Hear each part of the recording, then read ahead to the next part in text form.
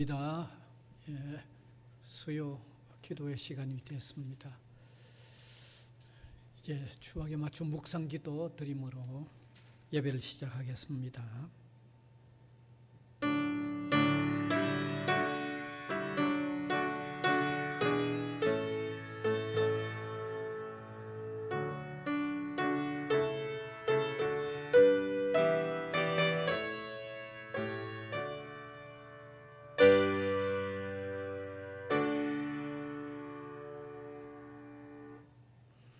찬송가 250장입니다.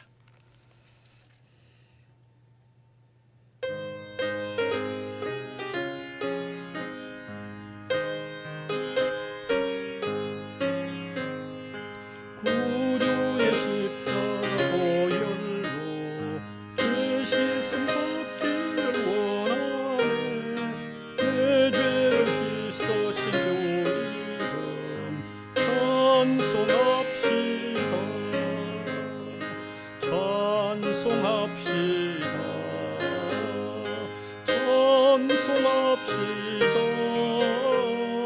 내 죄를 씻으신 주 이름 찬송합시다. 죄악을 속하여 두신 주 내 속에 들어와 계시네.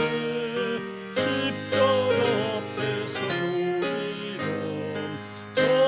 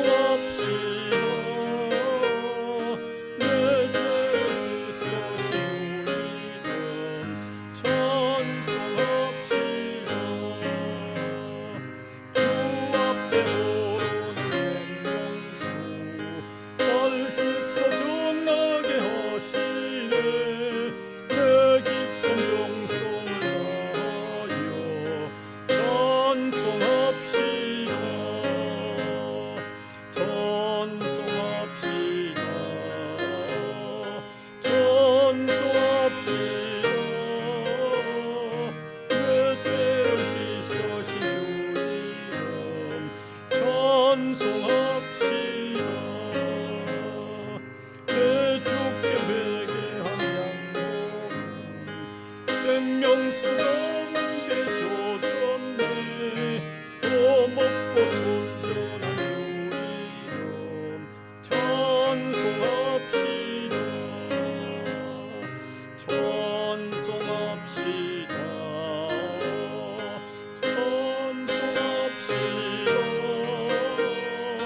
내 죄를 씻으신 주 이름 찬송합시다.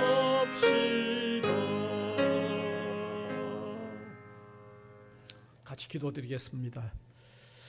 우주 만물을 창조하셨을 뿐만 아니라 엄연히 다스리시고 또 섭리하시고 보존해 나가시는 하나님이십니다. 하나님께서 만드신 우주 만물의 혜택을 누리면서도 하나님을 기억하지 못하고 등을 돌렸던 우리 인생들을 향하여 구원자 예수 그리스도를 보내주시어 누구든지 예수 그리스도를 믿기만 하면 죄에서 사함을 받고 하나님을 찬송하는 또 영원한 생명을 누리는 이 소중한 진리가 들려지게 하시고 또 받아들여지게 하시고 믿어지게 하심으로 하나님의 자녀요 백성이 된 것을 감사를 드립니다. 이런 은혜를 입고 살면서도 늘 우리 하나님의 뜻대로 살지 못하는 연약함과 부족함이 너무너무 많음을 우리가 숨길 수가 없습니다. 사람들 앞에는 혹 숨겨질지 몰라도 하나님은 우리의 숨은 속 생각까지도 아신다고 하셨는데 그 하나님 앞에 어떤 것이 숨겨지리까? 따라서 숨기기보다는 이미 알고 계시는 주님 앞에 내어놓으며 회개하며 자복하며 사유의 자리에 들어가는 복된 신자로서 사는 은혜를 베풀어 주시기를 간절히 바라옵고 원합니다. 세상 역사가 또 세상의 두각을 나타내는 사람들에 의하여 끌려가는 것 같지만 하나님의 뜻대로 이끌어가는 하나님의 능력이 주관하는 역사임을 알고 순종하여 섬기며 따르는 저희들이 되도록 인도하여 주시기를 간절히 바라옵고 원합니다. 인간이 무한히 강한 것 같지만, 인간이 대단히 유능한 것 같지만 긴 역사 전체 속의 한순간을 사는 존재입니다. 또 보잘것없는 보이지 않는 세균 앞에도 여지없이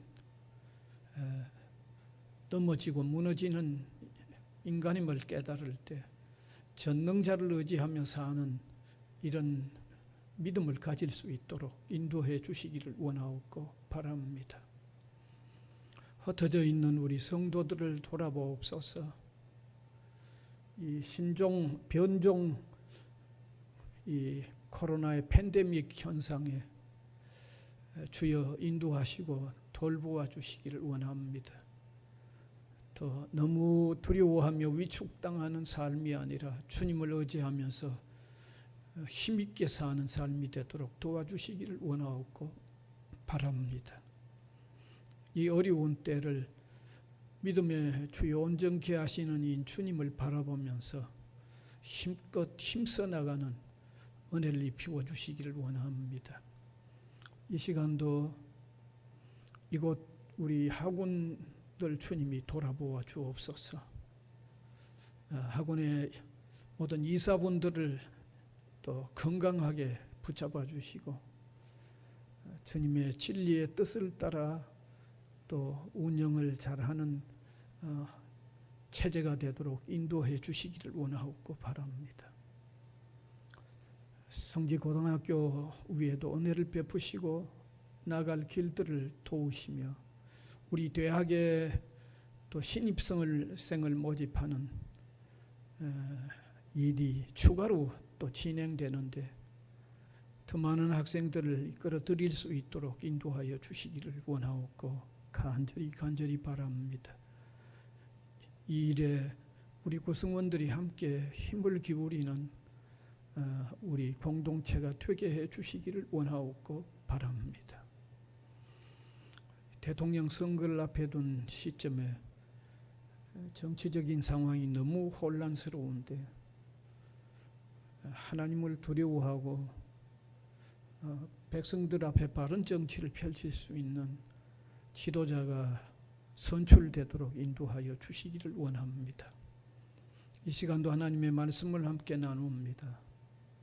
귀한 사실을 깨닫고 더욱 주님을 의지하는 시간이 되도록 인도하여 주옵소서.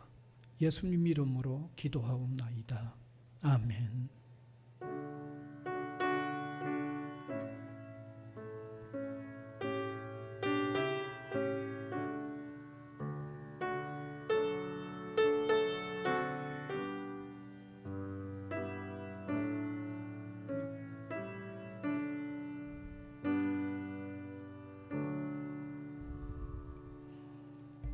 하나님의 말씀은 누가복음 7장 11절에서 17절입니다. 누가복음 7장 11절에서 17절. 제가 계속해서 읽어 내려가겠습니다. 그 후에 예수께서 나인이란 성으로 가실새 제자와 많은 무리가 동행하더니 성문에 가까이 이르실 때에 사람들이 한 죽은 자를 메고 나오니 이는 한 어머니의 독자요 그의 어머니는 과부라. 그 성에 많은 사람도 그와 함께 나오거늘 주께서 과부를 보시고 불쌍히 여기사 울지 말라 하시고 가까이 가서 그 관에 손을 대시니 맨 자들이 서는지라. 예수께서 이르시되 청년아 내가 내게 말하노니 일어나라 하시매 죽었던 자가 일어나 앉고 말도 하거늘 예수께서 그를 어머니에게 주시니 모든 사람이 두려워하며 하나님께 영광을 돌려 이르되 큰 선지자가 우리 가운데 일어나셨도다 하고 또 하나님께서 자기 백성을 돌보셨다 하더라. 아멘. 오늘은 예수님의 행적 41번째 나인성 과부의 외아들 독자를 살리셨다는 이런 내용 가지고 중요한 또 깨우침을 받기를 바랍니다. 읽어 보신 대로 예수님이 나인이라고 하는 마을로 가셨습니다. 이 나인이라고 하는 마을은 예수님이 자라나셨던 나사렛이라는 동네에서 조금 약간 동남쪽에 있는 작은 마을입니다. 예수님이 그 마을로 이제 가시니까 뭐 당연히 제자들도 예수님을 따라가고 또 예수님을 믿는 사람들도 따라가고 또 예수님이 어떤 또 놀라운 이적을 행하는가 그걸 보려고 또 따라가는 행렬들이 있었겠죠. 그래서 이 나인이라는 성문 가까이 왔을 때 죽은 자를 장례하기 위하여 상녀가 나오고 있었어요. 역시 상녀를 메고 오는 무리들이 따라오고 있었어요. 그런데 그 상녀는 한 과부의 외아들이 죽어서 장례를 치르는 그런 상녀입니다. 그런데 그 상녀에 몹시 우는 여인이 있었습니다. 그 여인은 죽은 아이의 어머니로서 여기 보니까 과부라고 되어 있습니다. 예. 그래서 예수님은 그 여인을 보고 울지 말라고 위로를 하셨고 그 죽은 아이의 관에다가 손을 대면서 청년아 내가 너에게 말하노니 일어나라 그렇게 말씀하셨어요. 그 죽은 청년이 일어난 거죠. 그리고 말도 했어요. 그래서 예수님은 그 살아난 청년을 이제 어머니에게로 이제 도로 돌려주었습니다. 그러니까 이걸 본 사람들이 아주 두려운 마음으로 하나님께 영광을 돌려서 뭐라고 했는가 하면 야, 큰 선지자가 우리 가운데 나타났다. 그 예수님을 보고 하는 얘기죠. 그리고 하나님이 우리 백성들을 돌아보셨다라고 하는 이런 외침을 외치면서 예수님을 우르르 보고 왔고 그 다음에 또 예수님이 행한 이 놀라운 이적이 더 사방으로 퍼져나가니까 예수님의 복음이 더 사방으로 알려지는 내용이 바로 읽은 이 내용입니다. 그러면 이 내용으로 통해서 우리가 간단히 세 가지를 우리에게 말씀하는 내용을 한번 발견하려고 하는데 첫 번째는 성문 가까이서 만난 두 행렬을 한번 우리가 머리에 한번 떠올려 보자는 거죠. 두 행렬입니다. 분명히 두 행렬입니다. 하나는 예수님을 따르는 행렬이고 다른 하나는 죽은 사람을 장례하는 행렬이죠.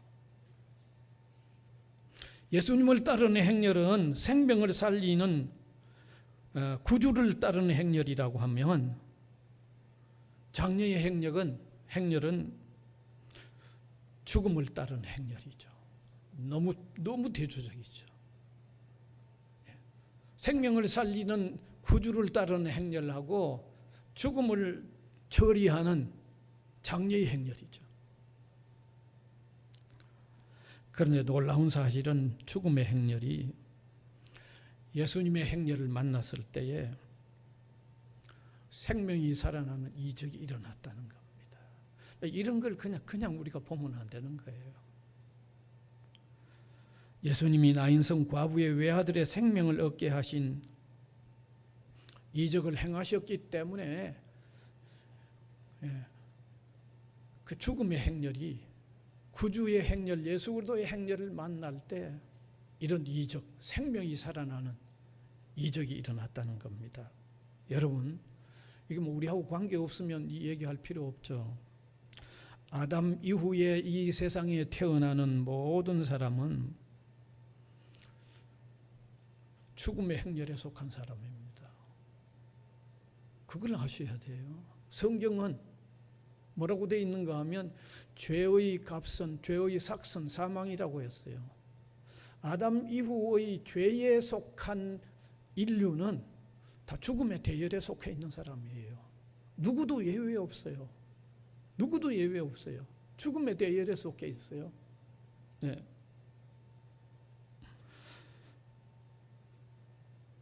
그런데 예수님이 오심은 새 생명을 주시기 위하여 오신 분입니다.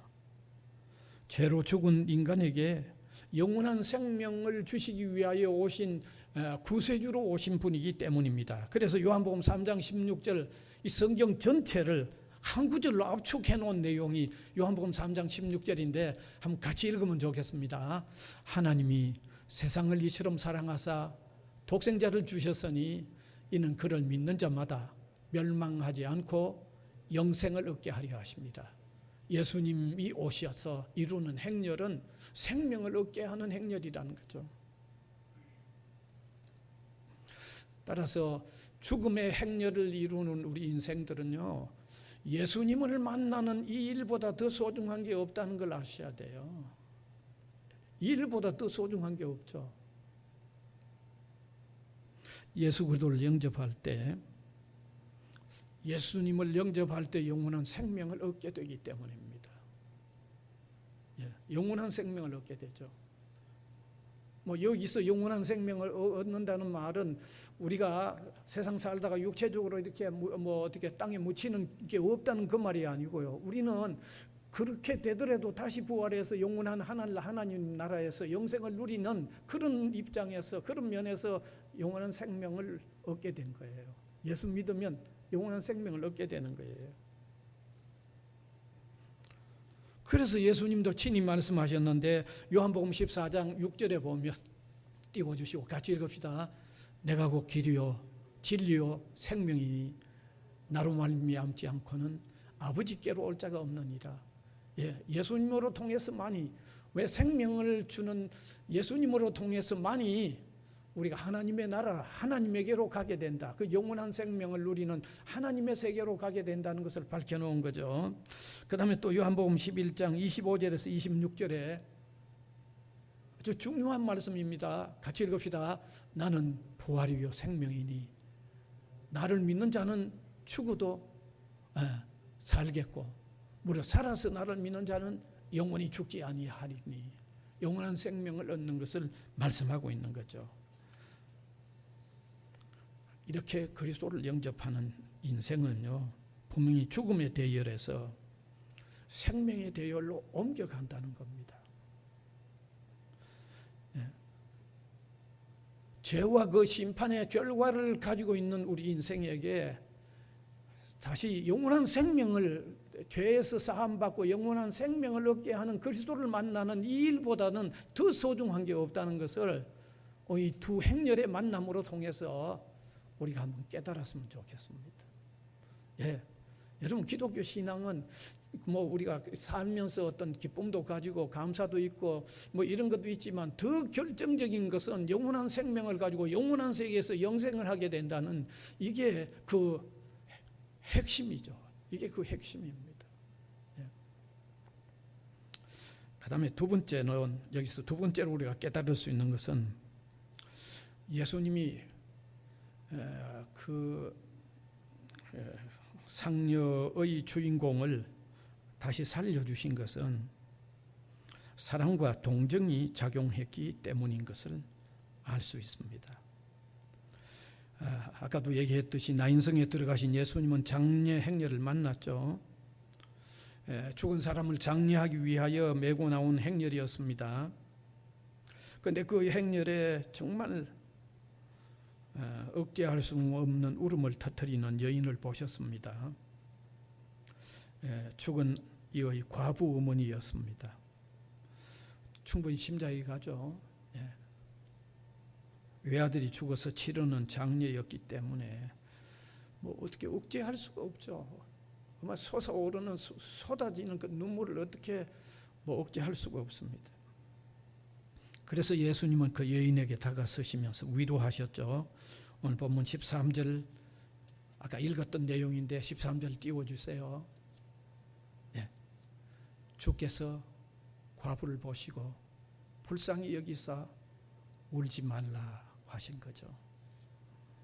여기 주님께서 불쌍히 여기사 울지 말라고 하신 것이 그 독자를 살린 동기가 되는 거죠. 불쌍히 여기고 사랑한 것, 불쌍히 여겨 사랑한 게 동기가 된 거죠.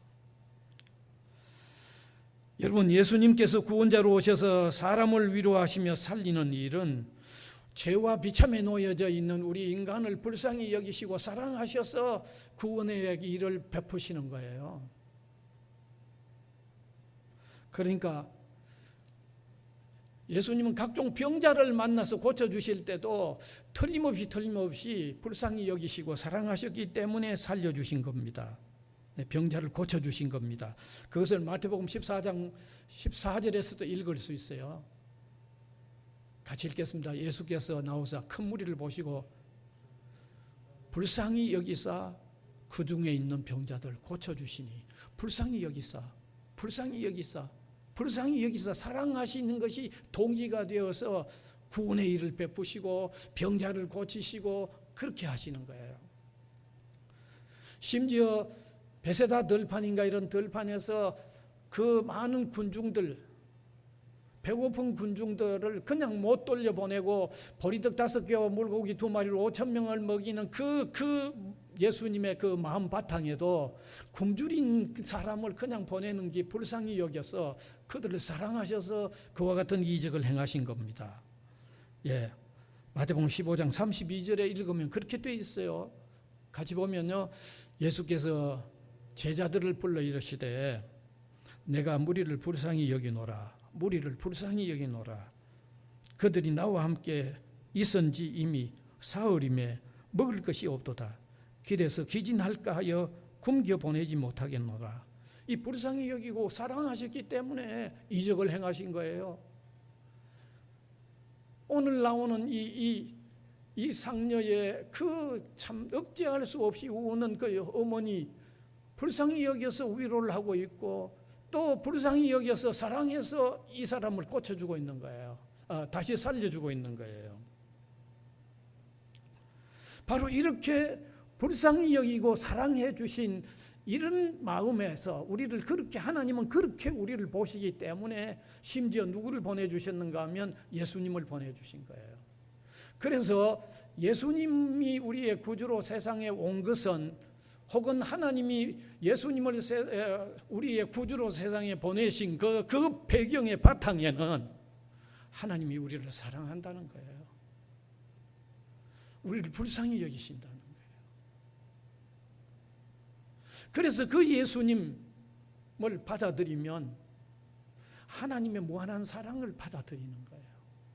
그래서 그 하나님의 무한한 사랑을 받아들이면요, 그 사람의 삶에는 생명의 구원이 일어나고 삶이 다시 피는 거예요. 무한한 사랑을 받아들이니까 삶이 다시 새롭게 피어나는 거예요. 그래서 기독교 역사에서 수없이 많은 사람들이 되는 대로 살다가, 절망 중에 있다가, 예수를 만나면 삶이 새롭게 피는 거예요. 이게 기독교 역사인데요. 이거는 부인할 수 없는 기독교 역사인데요.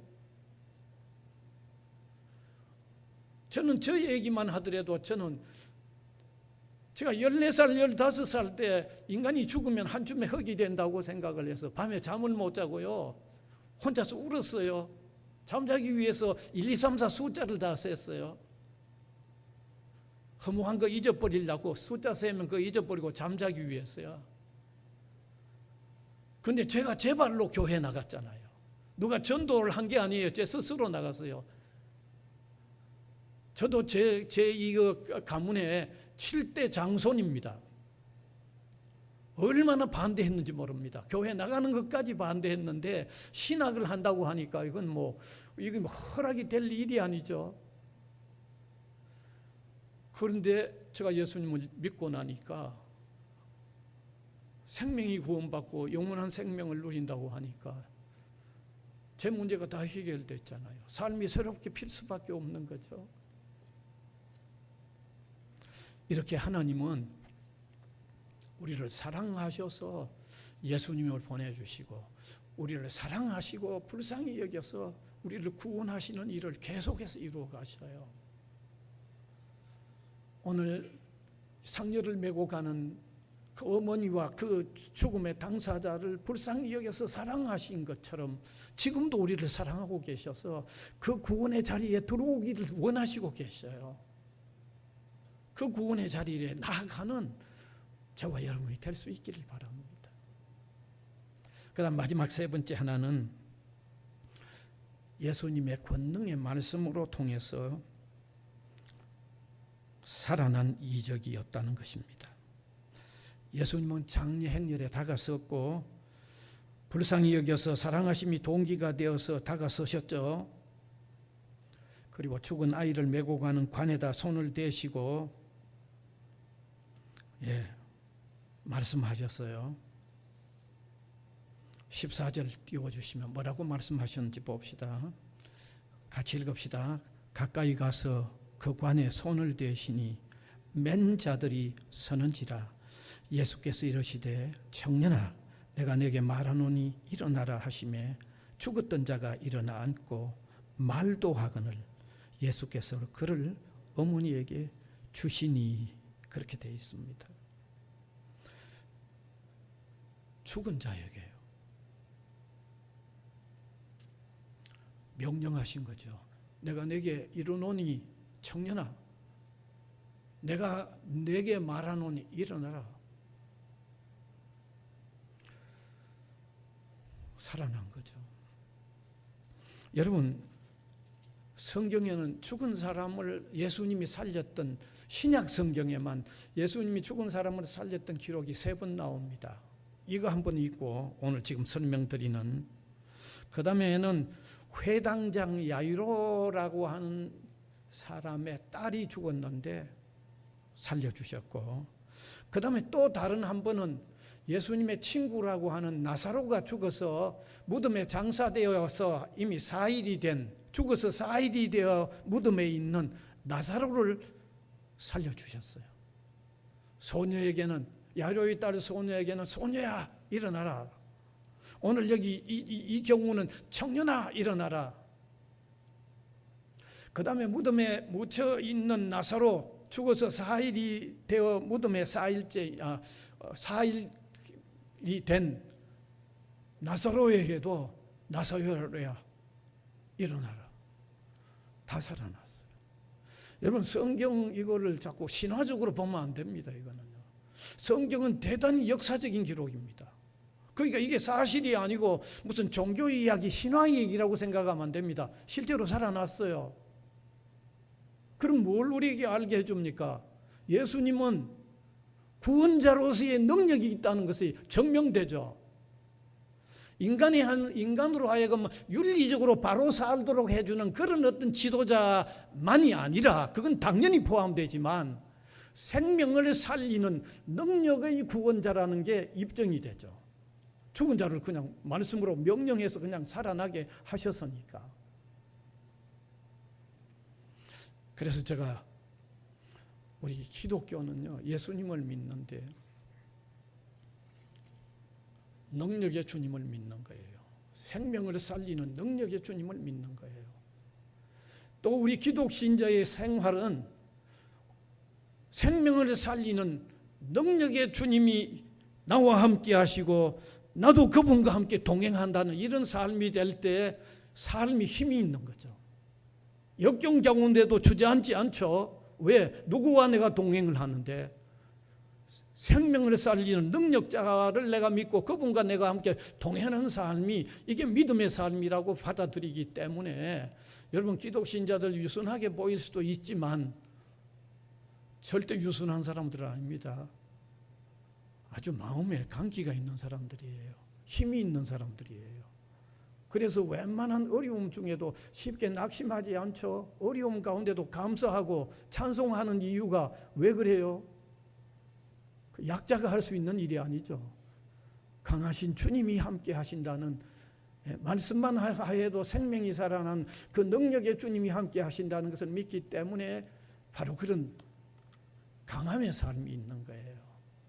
그래서 오늘 이 본문으로 통하여 정말 그런 주님과 동행하는, 그런 주님이 나로 하여금 영원한 생명을 얻게 하는 이런 소중한 문제를 해결하는 이런 믿음의 생활에 함께 한 대열에 같이 들어서는 저와 여러분 우리 모두가 될 수 있기를 간절히 바랍니다. 기도드리겠습니다. 하나님 감사를 드립니다. 오늘도 성경의 이 소중한 말씀의 의미를 함께 풀어 나누었는데 함께 받아들이게 하시고 믿어지게 하시고 이 소중한 삶의 자리에 들어서는 우리 한 사람 한 사람이 되게 하여 주시옵소서. 예수님 이름으로 기도하옵나이다. 아멘. 찬송가 287장입니다.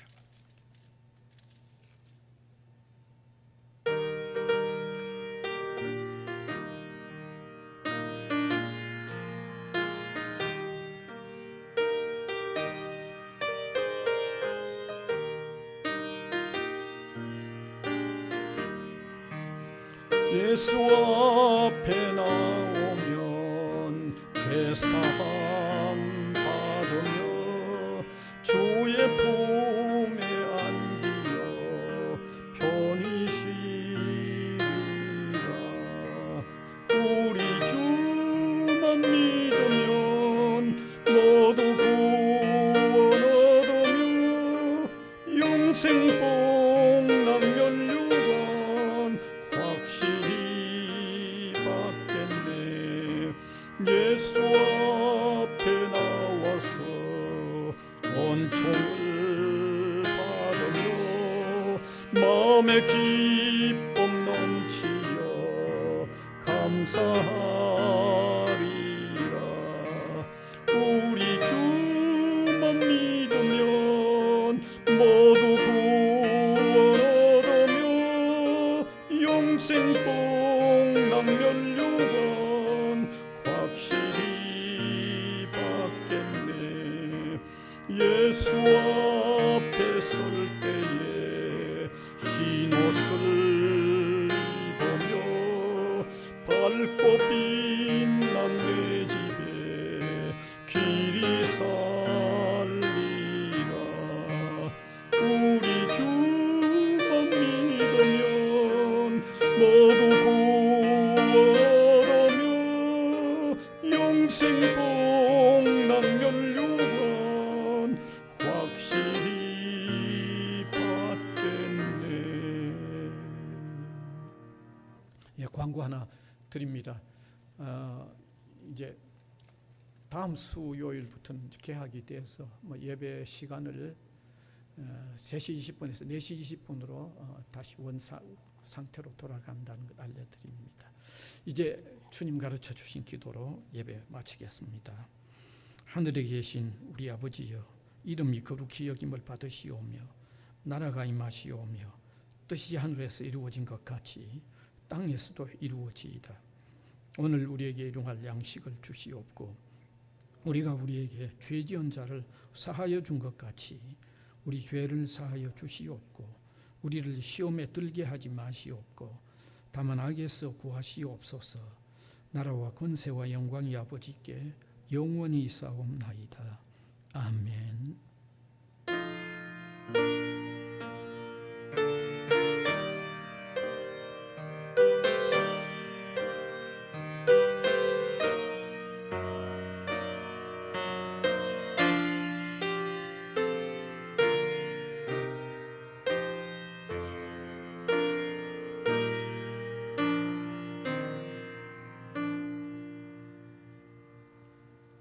감사합니다. 날씨가 많이 춥네요. 아직은.